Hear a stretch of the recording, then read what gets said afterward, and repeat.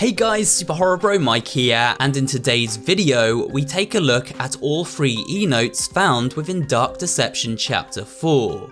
Before diving headfirst into our Monsters and Story Explained series for the world of Dark Deception, it is important to have context. So for those of you who would like to hear a reading of each e-note in its entirety, instead of getting the highlights in each of the explained videos, you've come to the right place.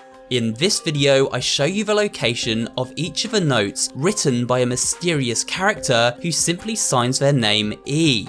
We follow this with a reading of each note, and finally, at the tail end of the video, I give my thoughts on who E is and their importance to the story as we move into Dark Deception Chapter 5. So sit back, relax, and enjoy this very lore-heavy video.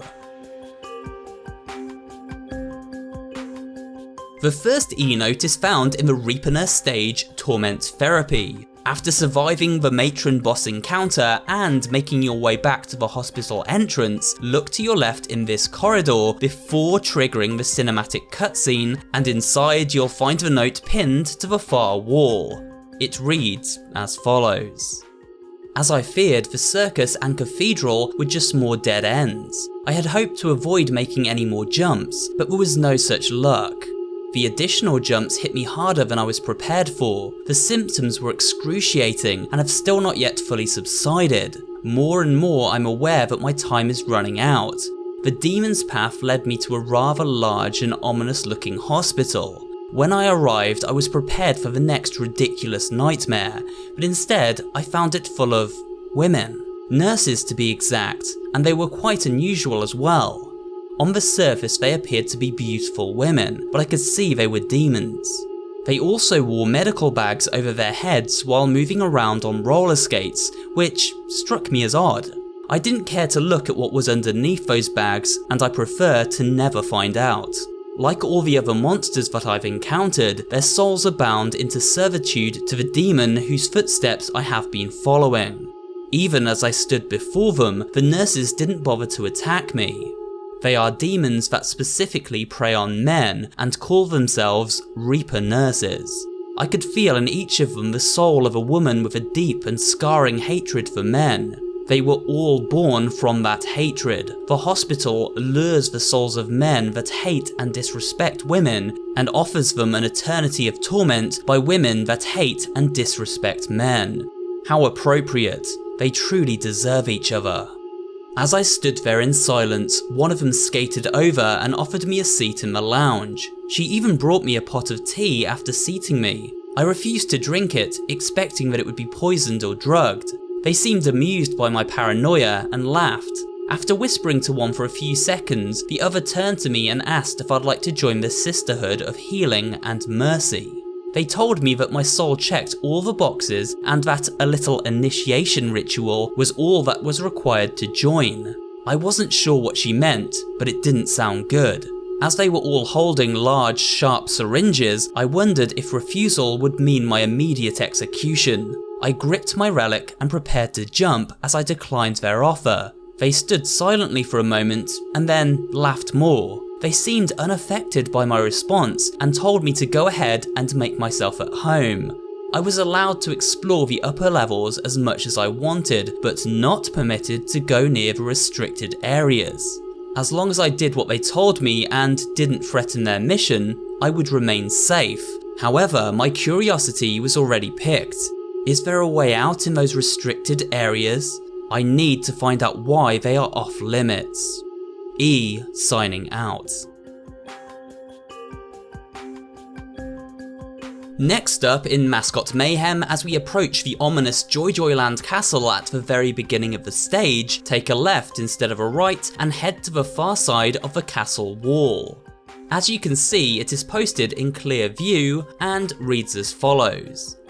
The Reaper Nurses did not take kindly to my snooping around their restricted areas. In the end, even with my abilities, there were too many of them. I did not find an exit or anything I could use to restore my memory. After the jump, I could not move. I was paralysed with pain and could only stare at the ground waiting for it to pass. As I opened my eyes, I saw that I was on top of something large and metallic. It was a giant medallion of some sort and had animals on it. A rabbit, a pig, and a chicken to be precise. Suddenly, I heard a voice yell out to me from above. The voice sounded friendly, but I could feel the malice behind it. I staggered to my feet and looked up. Before me was a massive castle facade. It was like something out of an amusement park. A large yellow rabbit was dancing on a platform above the drawbridge gate. It looked like some kind of twisted mascot. I could tell immediately that this one was different from the others. It was a killing machine, one built purely for violence and chaos. There was a soul of some sort inside the machine, but it was not human. I tried to run from the rabbit but didn't get far. I was stopped by another mascot, a pig. It attacked me and missed, obliterating the side of a castle wall in the process and leaving a large hole. In my blind panic, I tried to use the relic to escape, but the rabbit grabbed me violently from behind and lifted me up by the throat, strangling me in the air while laughing manically. It took a loose brick to the face to startle it enough to allow me to break free. My landing was not a soft one. I landed sideways on the sharp rubble and barbed wire of a brick wall. Severely wounded, I barely escaped by rolling into the moat water below before the rabbit could grab me. The rabbit screamed profanities and threw bricks at me as I disappeared into the cold water of the moat. For some reason it did not follow me into the water, and as I sank deeper the rabbit's voice disappeared entirely and it was silent for a while. In that moment I felt myself drifting away and my remaining consciousness fading. I no longer even felt the need to breathe. This is how it would end.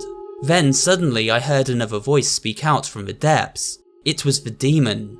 "Ah, there you are," it said. "Oh, so much pain, so much despair. Perhaps I can help you, mortal. I have an offer that might interest you. All you have to do is take your little toy and seek me out when you are ready." As I heard those words, my eyes opened a bit and I saw the demonic red face glaring back at me from the depths. A crushing pain immediately filled my head and twisted words began repeating in my mind. "Don't you have someone to kill?" they whispered over and over again. Terrified and ignoring my pain, I swam back to the surface in a panic. Conveniently, I discovered that the rabbit and pig were nowhere to be found. I clung to the castle wall and waited, wondering if the demon in the water would emerge to finish me off. I was careless and it seemed that the demon had finally noticed my presence. However, nothing happened. Reflecting, I wondered what the demon had meant. I had no idea where to find him, nor would I be stupid enough to actually go. It would definitely be the end of me. Wounded as I was, I managed to drag myself out of the moat. It's getting harder to find moments long enough to write these notes. I will continue to do so for as long as I have the strength. I doubt this rabbit will be gone for long, and I need to jump in order to heal my wounds. To any unfortunate souls that come to this place and find this message, leave quickly before it's too late. E, signing off. The final E-note in Chapter 4 can be unearthed in Barely Buried. It is located in this giant area visited immediately after returning to the ring altar from Zone 3. Before dropping down to face off against Mama Bear one last time, swing a left and once again it appears in plain view. The note reads as follows. My arm is burning from the last jump, but my other wounds are fully healed. I can move reasonably well again. Whatever the demon did to my head has awoke some memories. I'm having glimpses of what I think is my past. Images with no immediate meaning flash into my head. A handsome man, some lively friends, walking along a beach, a child, and a bridge. I can't put them together yet, but I feel it's just a matter of time if I can stay alive. I'm in some kind of cave system now. The darkness here is overwhelming. So many voices are speaking to me all at once. So many souls have perished here. I'm struggling to block out their screams. This place is some sort of feeding ground. No, that's not right. It's an execution site, a place where the demon makes unwelcome guests disappear. It's full of twisted teddy bears and their mama bear. She's very powerful and I can tell she runs this place. The mama bear is born from the twisted love of abusive mothers. They sabotaged and destroyed the lives of their children. She is a massive collection of that soul type. I wonder if she can even be killed. For some reason her presence pains me deeply, and I find an immediate attraction to her when she gets close. I've caught myself a couple of times walking in her direction, almost in a trance. The subconscious attraction frightens me more than the creatures I've encountered. I have to keep my distance. If my soul is drawn to her, then it raises some frightening questions. No, I refuse to think about that. I need to give my memories time to return. I'll make sure there's nothing of value here, and then I will move on. I'm not sure how far I'll be able to search. The cavern system is vast, and Mama Bear and her babies are everywhere. The demon is still searching for me as well. E signing off. Okay, so we've read through each of E's messages, but who is this person? Previously I had speculated E may be central protagonist Doug Hauser's dead wife. Now while we didn't have much evidence for this, it seemed like a good twist, and as someone with a writing background myself, felt like something I would do if writing such a narrative. It seems chapter 4 all but confirms our hunch, and here's why. We now know that Doug mistreated his wife as he couldn't deal with her volatile mood swings brought on by her medical condition. It is suggested she was bipolar and took medication for this. We both know she got it from you. You're the bipolar mess, and you passed it on to our kid. Doug switched up her prescribed meds with sleeping pills, which caused his late wife to fall unconscious at the wheel, leading to the death of both herself and their daughter Tammy when the car ended up careening off a bridge. We also know Doug's wife was very protective of their daughter and frequently argued with her husband over his brazen disregard toward her. She's your daughter, you jerk! You don't spend any time with her! She's autistic and needs attention from a loving father! You don't even give her the bare minimum! However, on first glance it seems Doug's wife is called Clarissa, as seen here in the police report found in the Joy Joy Gang stage. But look at the actual document itself, and we see the name actually reads ELISE Hauser, as do the credits for the game too. So what's going on here? Well, after speaking with the lead developer Vince Livings, it seems there was a slight mix-up and both names are correct. Doug's wife is called Clarissa ELISE Hauser. At the time of this video, these updates have not been patched in, but should be in the near future. While this revelation itself doesn't prove that E is Doug's wife, it certainly adds credibility to that theory, and the more we analyse her notes, the more the pieces fall into place. In the Torment therapy note, E's gender is confirmed, as she mentions how the nurses leave her alone because she isn't a man. She also speaks about how the nurses mention she fits the criteria to join their sisterhood. The criteria for this having a history of abuse at the hands of a disrespectful and unfaithful man. Doug was both of these things, and we see evidence of this where he is referred to as both a liar and homewrecker spray painted on the walls around Zone 2. Then in the Barely Buried E-note, we see she refers to a handsome man, Doug, a bridge and a child, the scene of a fatal accident, and her daughter Tammy. E is also drawn to Mama Bear, who represents a twisted and abusive mother figure. We discover through reading a note written by Doug's wife Clarissa that she was drawn to meeting with her husband's abusive mother, who he had refused to introduce to her.